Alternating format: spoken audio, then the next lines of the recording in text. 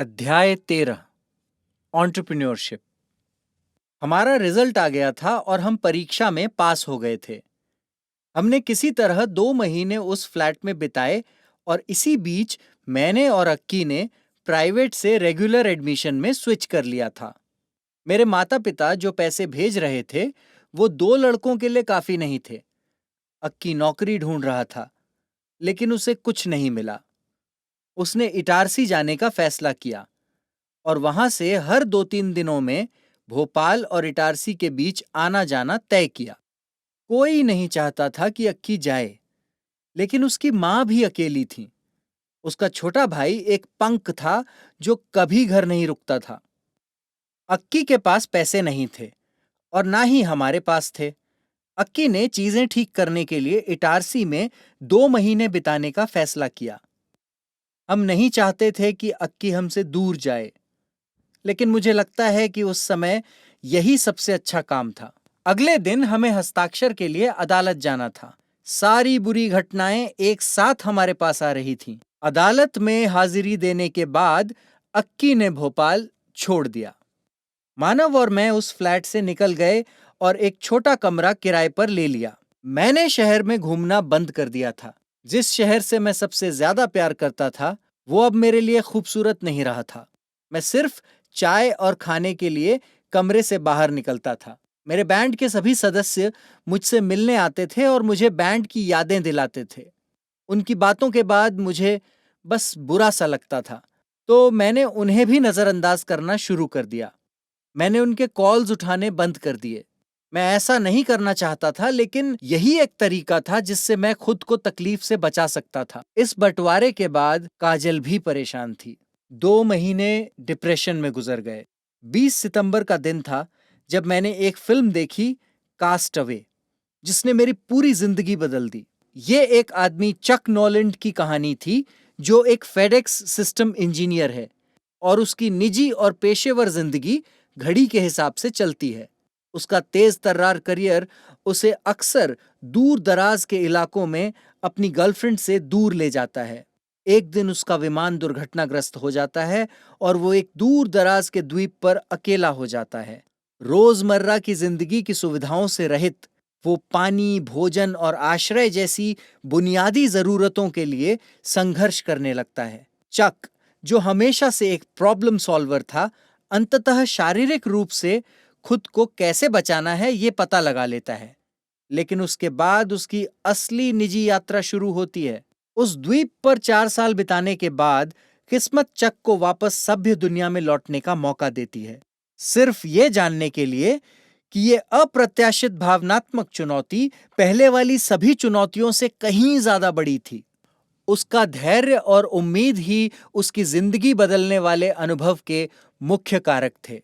उस फिल्म को देखने के बाद मुझे एहसास हुआ कि मैं उस कमरे में बैठे हुए कुछ भी हासिल नहीं करूंगा। मुझे बाहर निकलना होगा और आगे बढ़ने की कोशिश करनी होगी। अगले हफ्ते मैं घर से पैशन प्लस लेने के लिए इटारसी गया। 4 दिन बाद मैं अपनी बाइक और अक्की के साथ वापस आ गया। 1 अक्टूबर का दिन था। हाँ, उस बेवकूफ के बिना हमारी जिंदगी बिल्कुल नर्क बन गई थी। अक्की को देखकर मानव हैरान हो गया। हमें पता नहीं था कि वो कहाँ रहेगा। हमारे मकान मालिक का निवास ग्राउंड फ्लोर पर था और हम तीसरी मंजिल पर रहते थे। हमने फैसला किया कि हम अक्की को बिना किसी को बताए यहाँ रखेंगे। ये हमारे लिए मुश्किल था क्योंकि हमारे मकान मालिक का परिवार रात 1 बजे तक बालकनी में बातें करता था। तो अगर अक्की को कमरे से बाहर जाना होता तो वो 1 बजे के बाद ही वापस आ सकता था। 5 फुट 6 इंच के लड़के को अदृश्य बनाना थोड़ा मुश्किल था। हमें बस अपनी जिंदगी को पटरी पर लाना था और जितनी जल्दी हो सके पैसे कमाने थे। मानव को पैसों से कोई मतलब नहीं था, लेकिन मुझे पता था कि हमें पैसों की जरूरत है। धीरे धीरे जिंदगी पटरी पर आ रही थी। सबसे अच्छी बात यह थी कि अक्की, मानव और मैं साथ थे। हमने अपनी रातें झील के किनारे वीआईपी रोड पर बिताई। बस स्टैंड हमारी हैंगआउट की जगह थी। अक्की ने थिएटर छोड़ दिया क्योंकि उसका थिएटर ग्रुप सबसे खराब में से एक था। हमारा नया मकसद था पैसे कमाना। मैं और अक्की ये पता लगाने की कोशिश कर रहे थे कि कैसे। इसी बीच अक्की 45 दिनों में 2 बार हमारे मकान मालिक के हाथों पकड़ा गया, और जब अक्की तीसरी बार पकड़ा गया तो उन्होंने हमें कमरे से निकाल दिया। जब मकान मालिक ने अक्की को पकड़ा तो वो मेन गेट के ऊपर बंदर की तरह झूल रहा था। 20 नवंबर को हमने ग्राउंड फ्लोर पर 2 बेडरूम और 1 किचन वाला एक फ्लैट लिया। हमारे इलाके में पानी की दिक्कत थी। हमें फर्स्ट फ्लोर जहां हमारे मकान मालिक रहते थे, वहां से ग्राउंड फ्लोर जहां हम रहते थे, पानी लाना पड़ता था। हमारा फ्लैट एक भूतिया घर जैसा था। बाथरूम की खिड़की टूटी हुई थी और बाहर से कोई भी आसानी से अंदर आकर देख सकता था। यही वजह थी कि हमें वो फ्लैट सस्ते दामों पर मिला था। हमने पैसे बचाने के लिए खुद खाना बनाने का फैसला किया। अक्की ने एक और हफ्ता अच्छी नौकरी ढूंढने में बिताया, लेकिन उसे कुछ नहीं मिला। शायद उसका कर्म एक बाधा बन गया था। बहुत सोचने के बाद मेरे दिमाग में एक आइडिया आया कि एक ऐसा बिजनेस शुरू किया जाए जो कमरे से चलाया जा सके, बिना किसी निवेश के। क्या कोई ऐसा बिजनेस है जो बिना किसी निवेश के शुरू किया जा सकता है? हाँ, दूसरों के निवेश से। इटारसी में गप्पू उर्फ गप्पू पेपे, पेपे जीन्स वाला नाम का एक लड़का था, जिसकी लगभग सभी ब्रांडेड जीन्स की एक दुकान थी, जहां जीन्स बहुत कम दाम पर मिलती थी। हम सब गप्पू को बहुत अच्छे से जानते थे। गप्पू के तंगी के दिनों में मैं उसे अपनी किराने की दुकान से सिगरेट उधार दिया करता था। हमने गप्पू के साथ एक डील की कि हम उससे 50 जीन्स लेंगे और अगर जीन्स बिक गई तो 10 दिनों बाद उसे पैसे देंगे, वरना हम उसे उसकी जीन्स वापस कर देंगे। उसने हमारे प्रस्ताव को मना नहीं किया। मानव, अक्की और मैं उस बिना निवेश वाली एंटरप्रेन्योरशिप में पार्टनर थे। हमारा काम जीन्स बेचना था। मानव ने अपने सभी दोस्तों को बुलाया। मेरे और अक्की के पास ज्यादा दोस्त नहीं थे जिन्हें हम जीन्स बेच सकते थे। हमारे पास सिर्फ हमारे पूर्व कॉलेज के फॉलोअर्स थे, जिन्हें हम अपनी इज्जत की वजह से कॉल नहीं कर सकते थे। अमित, विशाल, अनुराग, उमेंद्र आदि हमारे पहले ग्राहकों की लिस्ट में थे। हमने 10 दिनों में 40 जीन्सें बेच दी थी, जो बिल्कुल भी बुरा नहीं था। हमने उससे 6,000 रुपए का शुद्ध लाभ कमाया और हमने अगली लॉट की जीन्स के लिए उसमें से 5,000 रुपए निवेश किए। 1,000 रुपए अपने लिए जश्न मनाने के लिए रखे।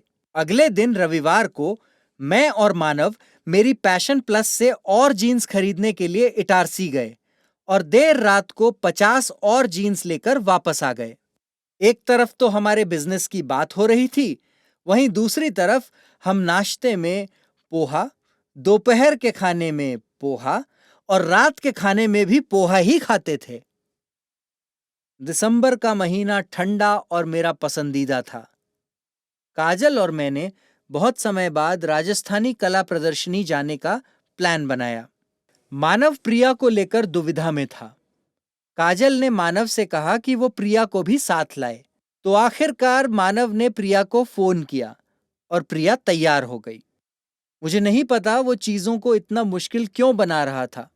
वो दोनों एक दूसरे को पसंद करते थे, तो फिर दिक्कत कहाँ थी। वो हमारे साथ शामिल हो गई और फिर हम प्रदर्शनी गए, जो बहुत शानदार थी। ये मेरे लिए पहली बार था जब काजल और मैं प्रिया से मिले।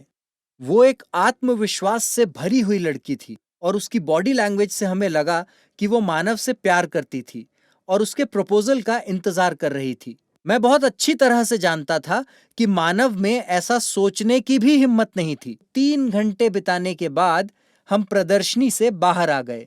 हमारे देश में बहुत सारी प्रतिभा छुपी हुई है और हमने वहां उसका सिर्फ एक टीजर देखा था।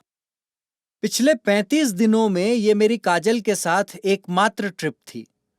मुझे याद है कि काजल मुझ पर आरोप लगाती थी कि मैं दिन ब दिन अनरोमांटिक होता जा रहा हूं, लेकिन मुझे यह दिखाने का कोई तरीका नहीं पता था कि मैं उससे कितना प्यार करता हूं। मेरे लिए तो मैं उसे हर गुजरते दिन के साथ और भी ज्यादा प्यार करता था। दिक्कत यह थी कि मैं उसे दिखा नहीं पाता था। हमारे बिजनेस की बिक्री दिन ब दिन घट रही थी, क्योंकि एक ही कमरे से नए ग्राहक बनाना लगभग असंभव था। और जो ग्राहक हमारे पास थे वो हर 10 दिन में तो नई जीन्स नहीं खरीदने वाले थे। नतीजतन हम एक और असफलता के गले लग गए और इस तरह हमारी एंटरप्रेन्योरशिप खत्म हो गई।